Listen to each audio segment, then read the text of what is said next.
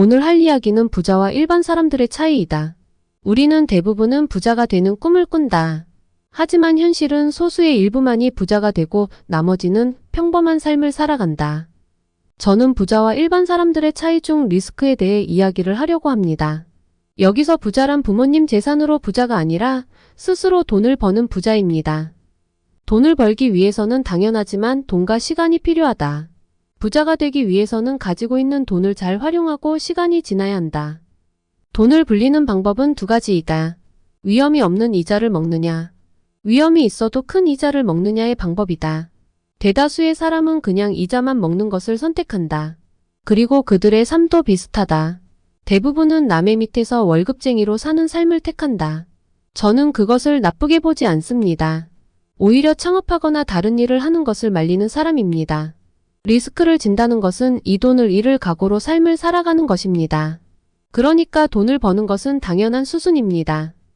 우리가 성공한 사업가만 뉴스에 나오고 이러고 있습니다. 거기에 대다수는 실패하거나 겨우 유지하는 수준입니다. 그래서 리스크를 지는 삶이 매우 무서운 일입니다. 이때까지 살아온 삶을 부정할 수도 있기 때문입니다. 주식도 투자도 마찬가지입니다. 리스크를 지는 행동입니다. 그냥 은행에 넣어두면 이자가 꼬박꼬박 들어오는데 주식을 넣는 사람들도 있습니다. 여러분은 그런 사람들을 보면 무슨 생각이 드나요? 저는 만약 분석하고 투자를 하는 거라면 존경하고 있습니다. 분석 없이 정보 없이 투자하는 것은 투기나 다름이 없습니다. 그래서 코인 도전은 투자가 아니라 투기나 다름이 없다고 생각합니다. 자기 삶의 리스크를 지는 행위는 매우 어렵습니다. 리스크를 지면 그만한 리턴이 있어야 합니다. 그래서 저는 자수성가나 회사를 운영하는 CEO를 보면 대단하다고 생각합니다. 저는 그런 리스크를 지는 삶을 살지는 못할 것 같습니다. 아마도 평범하게 월급을 받으면서 조금 주식 투자를 하는 삶을 살 것 같습니다.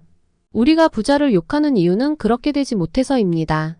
솔직히 부자가 부러운 것이 사실 아닌가요? 하지만 대다수는 거지나 인생이 망한 사람입니다. 그래서 저는 월급쟁이가 좋은 겁니다. 리스크를 지는 게 얼마나 위험하고 피곤한지 알고 있는 겁니다. 월급을 받고 살아가는 인생도 나쁜 것이 아닙니다. 그런 것을 폄훼하고 엑스라라는 놈이 병엑스인 겁니다. 이상 자유로운 이야기였습니다.